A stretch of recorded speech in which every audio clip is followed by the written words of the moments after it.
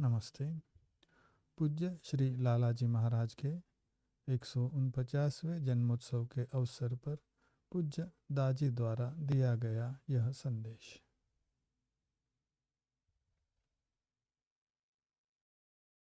शीर्षक केंद्रितता।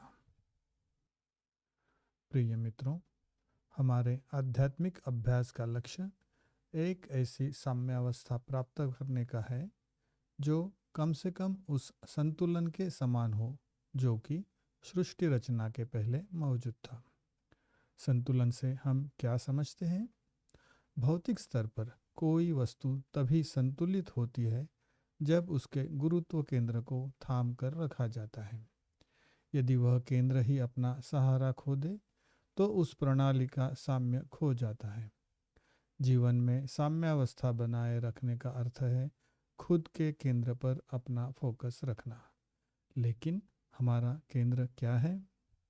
हमारे भौतिक शरीर यानी स्थूल शरीर का एक गुरुत्व केंद्र होता है, लेकिन यह हमारे संपूर्ण अस्तित्व का केंद्र नहीं होता है। वैसे भी भौतिक शरीर एक आवरण है जो इस भौतिक शरीर संसार में हमारे अस्तित्व को सुगम बनाता है।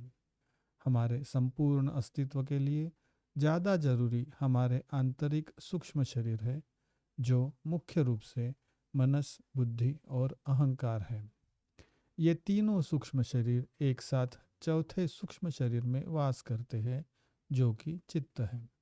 हमारे सूक्ष्म शरीर हमारी या आत्मा यानी पुरुष और प्रकृति में से पुरुष के साधन है। हमारी आत्मा ही हमारा वास्तविक केंद्र है। केंद्र के होने से हम अपने आप ही केंद्रित नहीं हो जाते। हमारी चेतना जितनी अधिक केंद्र पर स्थिर होती है उसी हद तक केंद्रितता मौजूद होती है।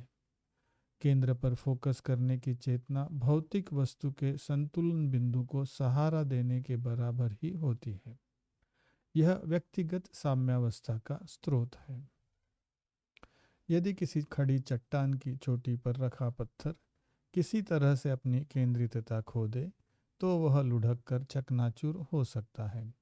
उसी तरह से हमारा फोकस अपने केंद्र से भटककर अस्तित्व के कम जरूरी स्तरों की ओर मुड़ जाता है,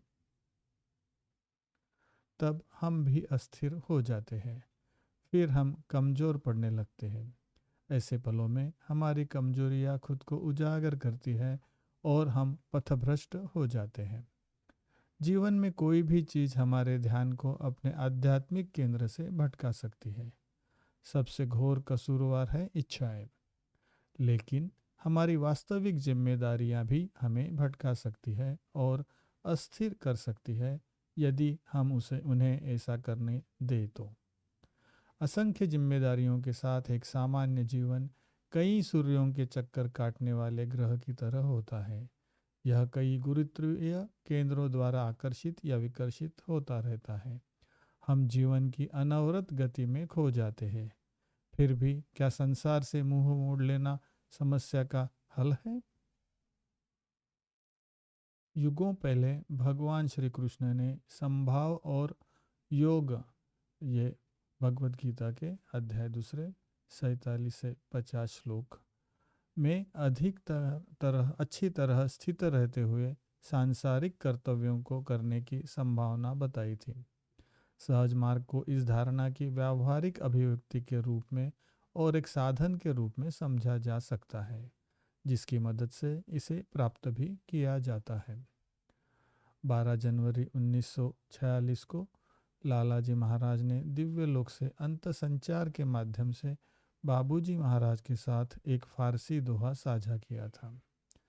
नमी गोयम की अज दुनिया जुदा बाश, बहर कारे की बाशी बाखुदा बाश।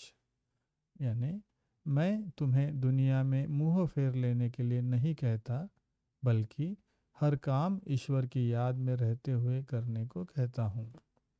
यह संदेश संतुलित जीवन जीने के लिए एक नुस्खा है। यह उस मग्न केंद्रितता का वर्णन करता है जिसे सहज मार्ग द्वारा प्राप्त किया जा सकता है, जो कि उन दिनों में एक ऐसी पद्धति के तौर पर स्वरूप लेने की प्रक्रिया में था, जिसे आज हम हार्टफुलनेस के नाम से भी जानते हैं। सहज मार्ग का सार तत्व यह प्राणाहुति है, जिसे हम मालिक के हृदय से ग्रहण करते हैं, जो हमें दिव्य चेतना से भर देती है।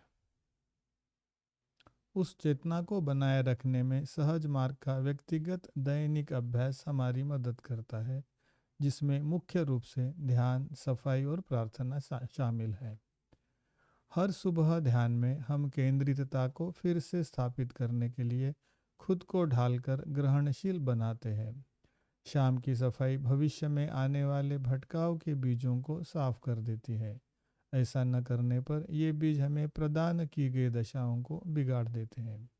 आखिर में, रात को सोने से पहले अगले दिन के लिए हमारे इरादे तय करते हुए प्रार्थना पूर्ण भाव में हम खुद से रूबरू होकर अपने कार्यों की समीक्षा करते हैं। ऐसा करके हम आध्यात्मिक संभावना का क्षेत्र निर्मित करते हैं। इसका संपूर्ण प्रभाव ही केंद्रितता है। ध्यान हमारी चेतना को मुक्त करता है। चेतना शरीर और आत्मा के बीच का माध्यम है। जागृत अवस्था में यह अस्तित्व की भौतिक परिधि की ओर ले जाती है। स्वप्न वाली नींद के दौरान चेतना इंद्रियों से कटकर खुद में ही व्यस्त रहती है। एक गहरी स्वप्न रहित नींद में चेतना खुद को समेटकर आत्मा में रमी रहती है। गहन रूप से ध्यान करते हुए चेतना भी आत्मा में रमी रहती है, जबकि साथ ही साथ यह चौतरफा तरीके से विस्तारित होती है। यह अवस्था जागृत सतर्कता और स्वप्न रहित नींद की गहन केंद्रितता दोनों में शामिल होती है। इस अवस्था को तुरिया कहते हैं।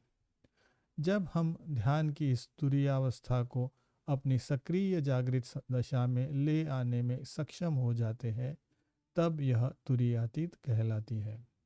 सहज मार्ग में हम इस अवस्था को सतत स्मरण कहते हैं। सतत स्मरण के माध्यम से हम समभाव और योग में स्थिर होकर अपने सजग कार्यों के दौरान भी गहन रूप से ध्यानमयी अवस्था में बने रहते हैं।